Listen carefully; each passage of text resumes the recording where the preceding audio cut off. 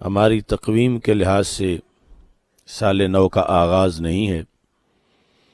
لیکن شریعت میں ہر لمحہ جو انسان کی زندگی سے گزر رہا ہے اس کے بارے میں سوچنے کا حکم ہے کہ اس میں کیا کھویا اور کیا پایا، اور جو بھی آگے وقت آ رہا ہے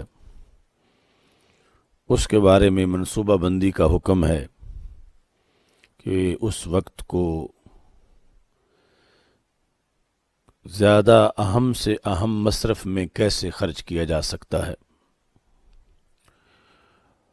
تو اس بنیاد پر جنوری سے لے کر دسمبر تک یقیناً انسان کی زندگی کا ایک حصہ ہے جو 12 ماہ پر مشتمل ہے۔ تو احتساب کے لحاظ سے ہمیں یہ سوچنا ہے کہ اس وقت کے اندر ہمیں آخرت کے لحاظ سے کیا میسر آیا اور راہ حیات میں کون سے نقصانات کا معاذ اللہ ہمیں سامنا کرنا پڑا، اور آنے والے وقت کے اندر ہم اس کمی اور کوتاہی کو کیسے دور کر سکتے ہیں۔ انسان کو اس دنیا کے اندر ایک ہی بار زندگی ملتی ہے، اور وہ زندگی تجربات میں ہی خرچ ہو جاتی ہے۔ یعنی اگر انسان کو ایک زندگی بسر کرنے کے بعد دوبارہ زندگی ملے تو نہ جانے وہ اپنے اندر کتنی تبدیلیاں لے آئے، کہ پہلے جب جوانی گزاری تھی وہ اور طرح کی تھی، اب نئی زندگی میں جب جوانی گزارے گا تو یقیناً وہ اپنی بہت سی غلطیاں نوٹ کر چکا ہوگا اور پھر ان غلطیوں کو نہیں دہرائے گا۔ مگر افسوس یہ ہے کہ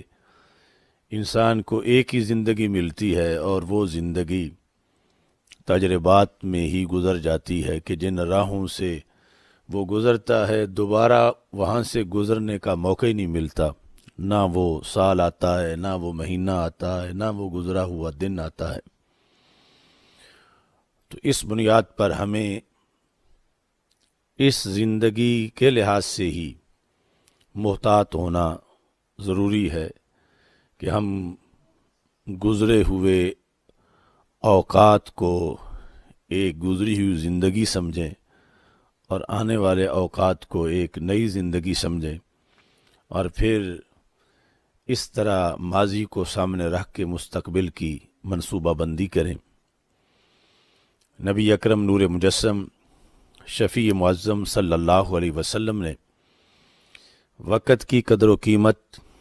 کی طرف خصوصی طور پر متوجہ کیا۔ اغتنم خمسن قبل خمسن، 5 کو 5 سے پہلے غنیمت جانو، شبابہ کا قبل حرامے کا، اپنی جوانی کو بڑھاپے سے پہلے غنیمت جانو۔ یعنی جب بندہ بوڑھا ہو جائے تو پھر یہ کہے کہ کاش کہ میں جوان ہوتا تو میں اتنے اعمال صالحہ سر انجام دیتا، جبکہ اب یہ ممکن ہی نہیں کہ وہ پھر جوان ہو۔ لیکن کوئی ایسا بوڑھا ہے ہی نہیں جو جوانی کے بغیر بوڑھا ہو گیا ہو، وہ یقیناً جوانی کے دور سے گزر کے بڑھاپے تک پہنچا ہے، اور بڑھاپے میں جا کر افسوس کر رہا ہے کہ کاش کہ مجھے پھر جوانی ملے تو اب میں ہر گھڑی کی بڑی قدر و قیمت کروں۔ تو نبی اکرم صلی اللہ علیہ وسلم نے اسے پہلے ہی یہ سبق دیا ہے کہ جب وہ بالغ ہو رہا ہے تو رسول اکرم صلی اللہ علیہ وسلم کی حدیث اس کو بیدار کر رہی ہے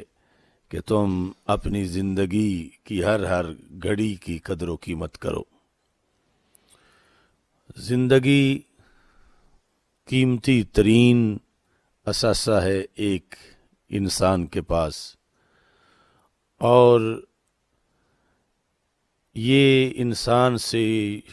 یوں چھن جاتی ہے کہ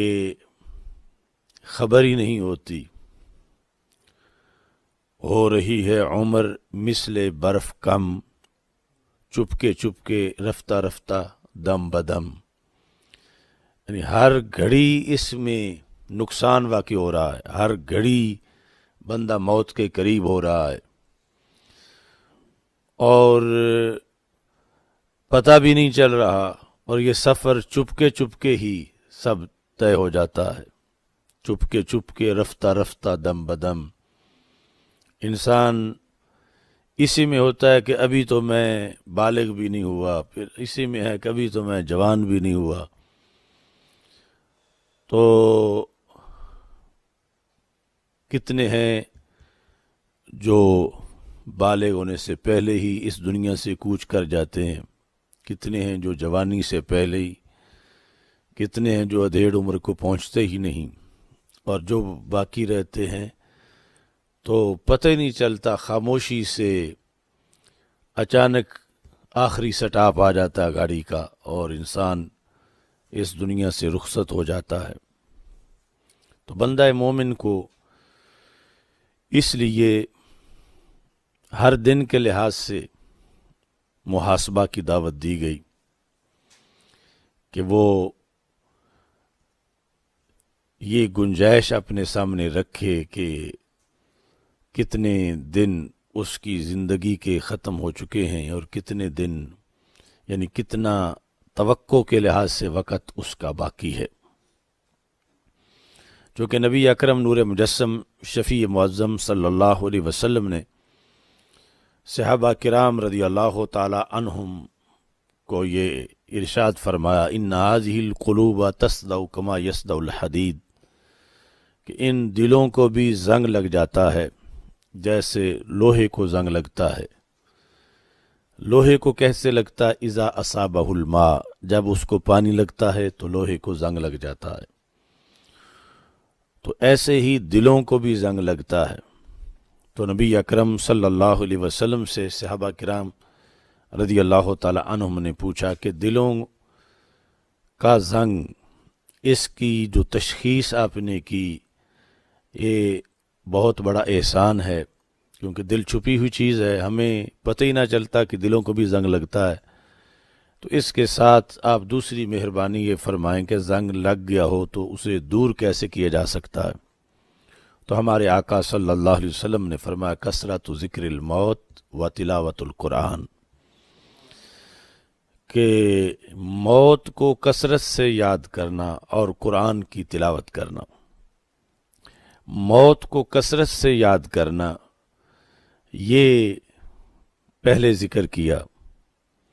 اور اس کو یاد کرنے کا مطلب نہیں کہ وہ موت لفظ کی تسبیح نکالے موت موت کے ساتھ، بلکہ اپنے دل میں یہ احساس پیدا کرے کہ مجھے یہ دنیا چھوڑ کے جانا ہے، یہ ایک سرائے ہے، مسافر خانہ ہے، یہ عارضی ہے، یہ پانی پہ بلبلے کی طرح ہے، اور مجھے اگلی وادی کی طرف کوچ کرنا ہے۔ تو اس بنیاد پر جب موت کا ذکر کرے گا تو پھر اس کے اندر احتساب کا جذبہ پیدا ہوگا کہ میں نے جہاں جانا ہے اس کے لیے میں نے کیا تیاری کر رکھی ہے، اور منزل کتنی دور ہے، ٹائم کتنا تھوڑا ہے، اور کس حد تک مجھے ابھی تیاری کرنا باقی ہے۔ تو اس بنیاد پر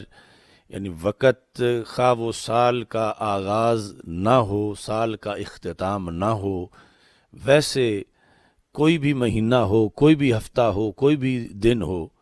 اس کے اندر یہ چیز موجود ہے کہ ہر گھڑی انسان کو ایک حال